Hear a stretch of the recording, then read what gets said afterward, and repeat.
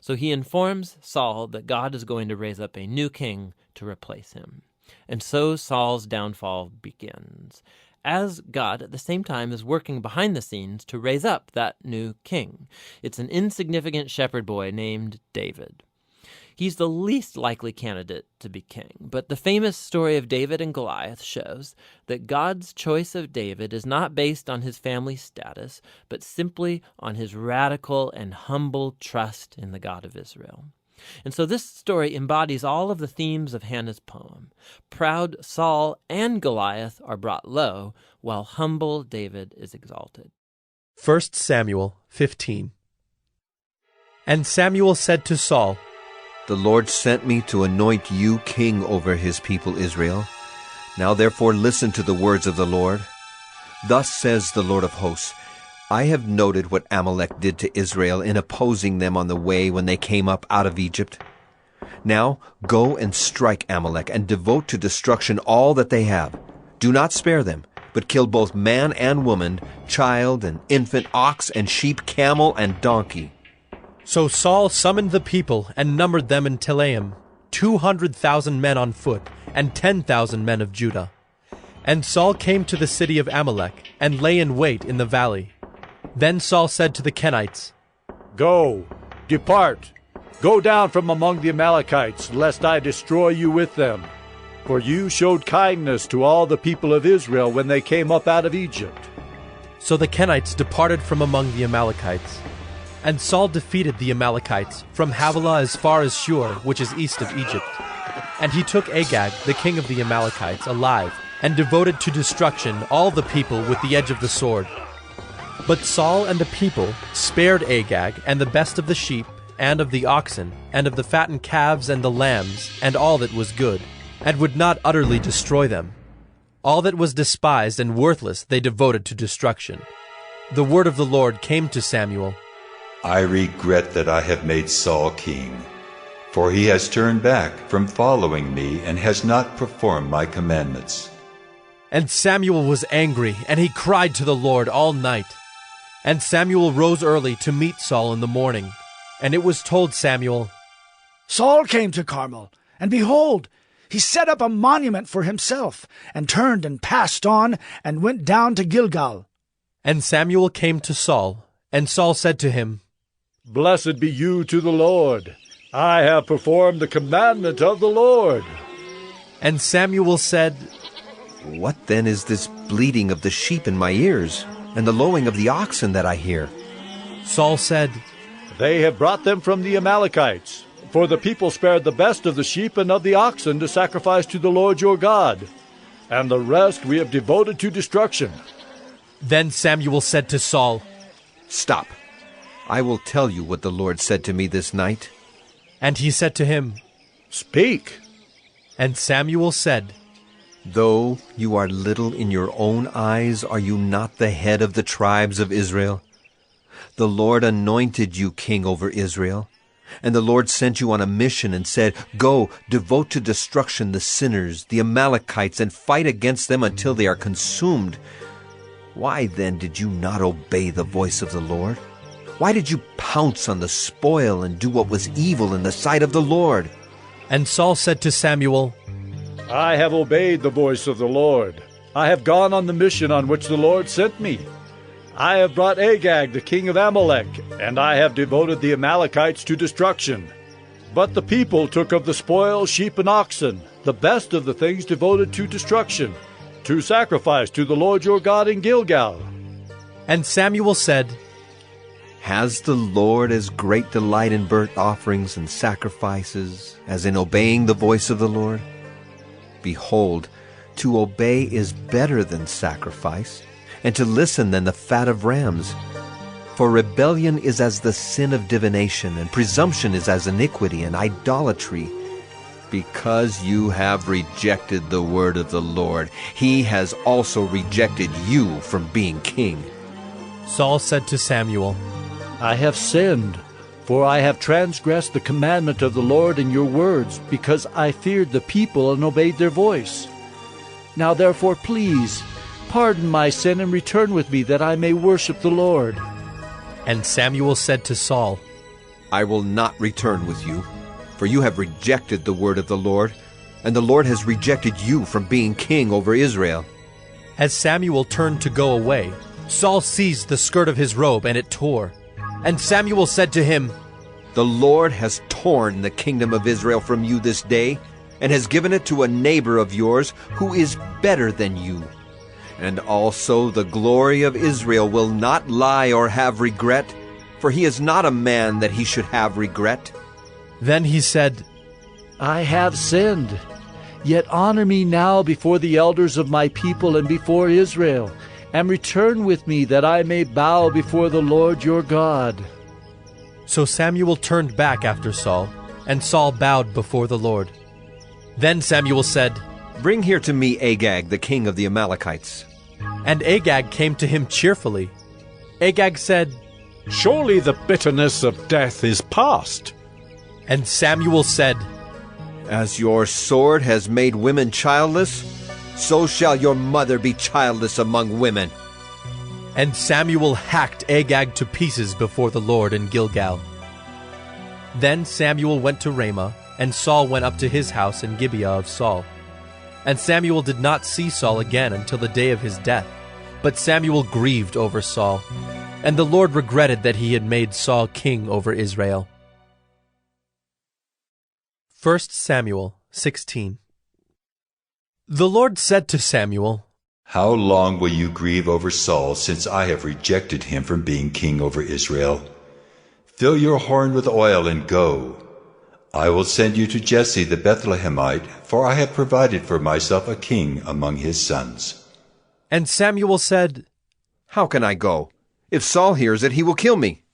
And the Lord said, Take a heifer with you and say, I have come to sacrifice to the Lord, and invite Jesse to the sacrifice, and I will show you what you shall do. And you shall anoint for me him whom I declare to you. Samuel did what the Lord commanded, and came to Bethlehem. The elders of the city came to meet him, trembling, and said, Do you come peaceably? And he said, "Peaceably. I have come to sacrifice to the Lord.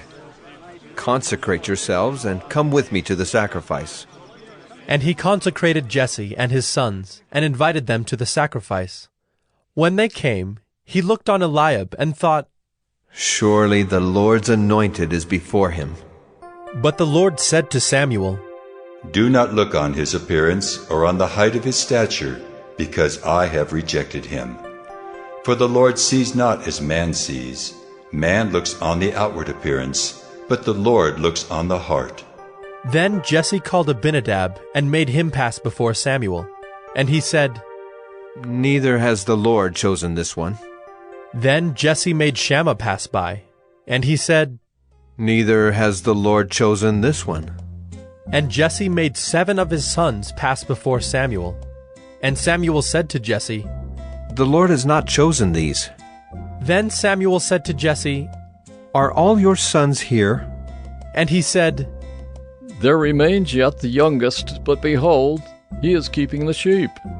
And Samuel said to Jesse, "Send and get him, for we will not sit down till he comes here." And he sent and brought him in. Now he was ruddy, and had beautiful eyes, and was handsome.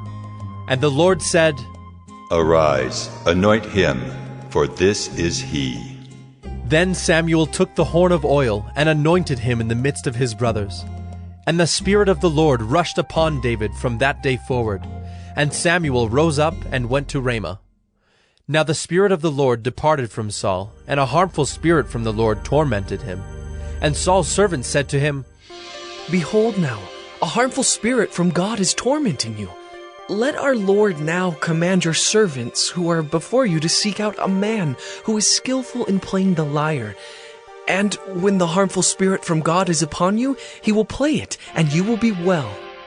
So Saul said to his servants, Provide for me a man who can play well, and bring him to me. One of the young men answered, Behold, I have seen a son of Jesse the Bethlehemite, who is skillful in playing, a man of valor, a man of war, prudent in speech, and a man of good presence, and the Lord is with him. Therefore Saul sent messengers to Jesse, and said, Send me David your son, who is with the sheep. And Jesse took a donkey laden with bread and a skin of wine and a young goat, and sent them by David his son to Saul. And David came to Saul and entered his service. And Saul loved him greatly, and he became his armor-bearer. And Saul sent to Jesse, saying, Let David remain in my service, for he has found favor in my sight.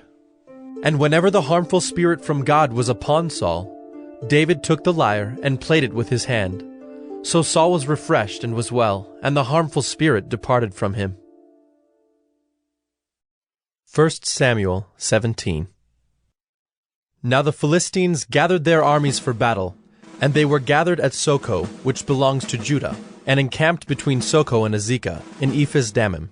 And Saul and the men of Israel were gathered and encamped in the valley of Elah, and drew up in line of battle against the Philistines.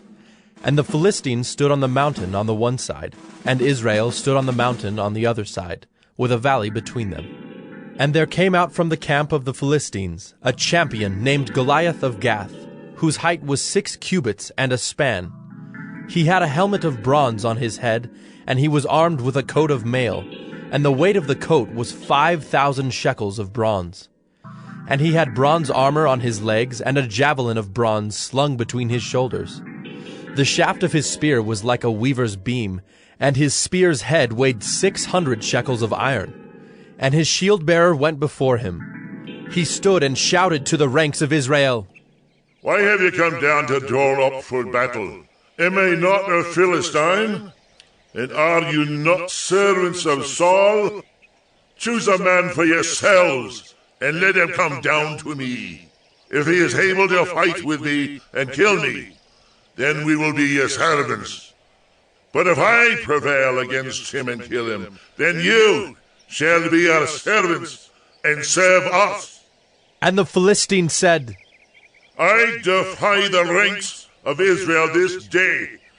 Give me a man, that we may fight together. When Saul and all Israel heard these words of the Philistine, they were dismayed and greatly afraid. Now David was the son of an Ephrathite of Bethlehem in Judah, named Jesse, who had 8 sons. In the days of Saul, the man was already old and advanced in years. The 3 oldest sons of Jesse had followed Saul to the battle, and the names of his 3 sons who went to the battle were Eliab, the firstborn, and next to him Abinadab, and the third Shammah. David was the youngest. The 3 eldest followed Saul, but David went back and forth from Saul to feed his father's sheep at Bethlehem.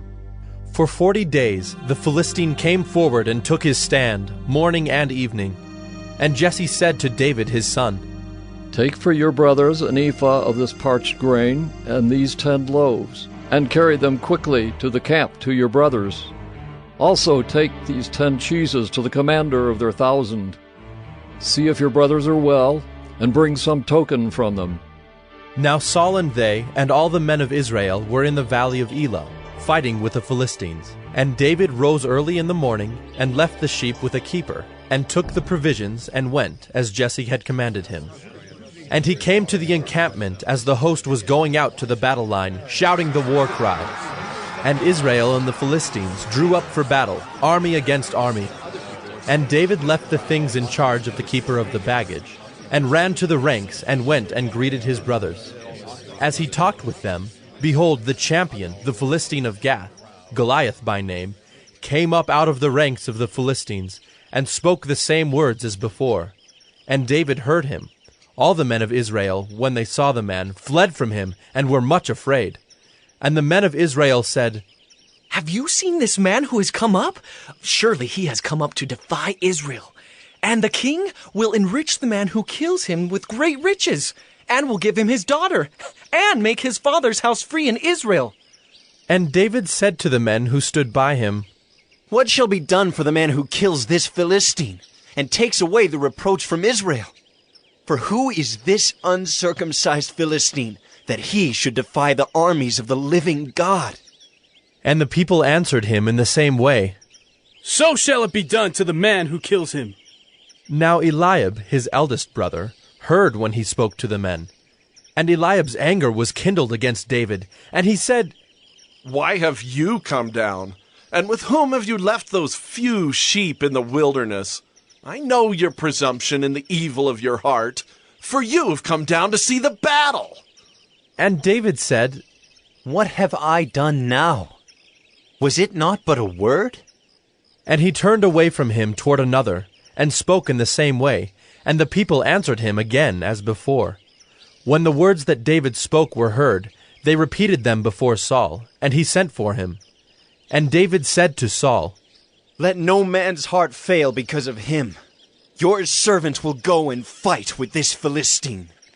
And Saul said to David, You are not able to go against this Philistine to fight with him, for you are but a youth, and he has been a man of war from his youth. But David said to Saul, Your servant used to keep sheep for his father. And when there came a lion or a bear and took a lamb from the flock, I went after him and struck him and delivered it out of his mouth. And if he arose against me, I caught him by his beard and struck him and killed him.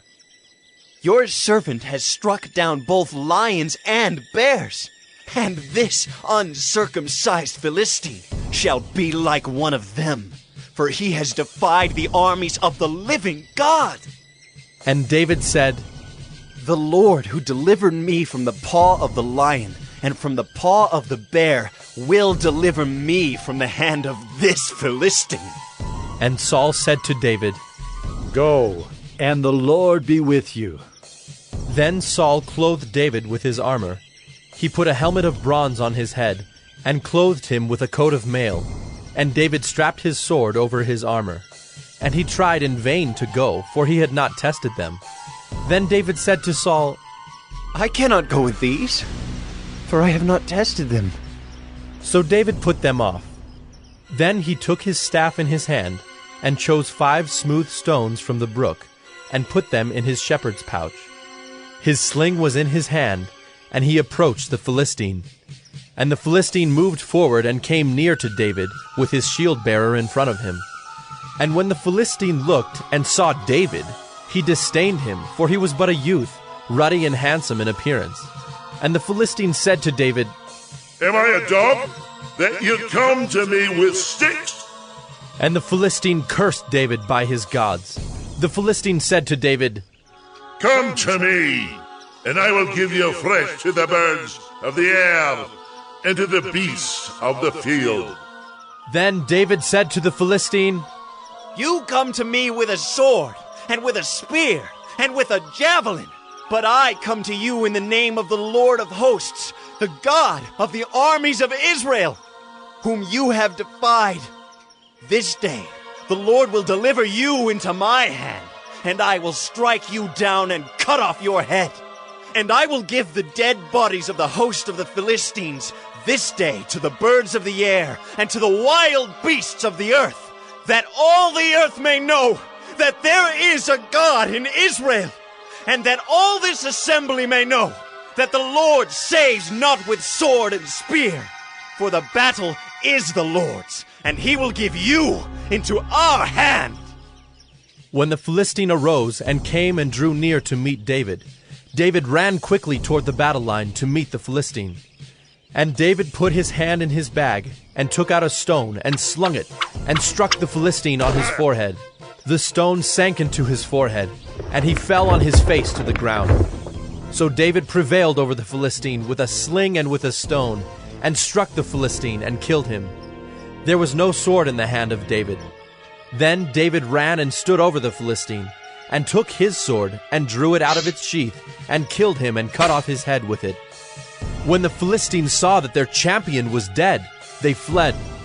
And the men of Israel and Judah rose with a shout, and pursued the Philistines as far as Gath and the gates of Ekron, so that the wounded Philistines fell on the way from Shaaraim as far as Gath and Ekron. And the people of Israel came back from chasing the Philistines, and they plundered their camp. And David took the head of the Philistine and brought it to Jerusalem, but he put his armor in his tent.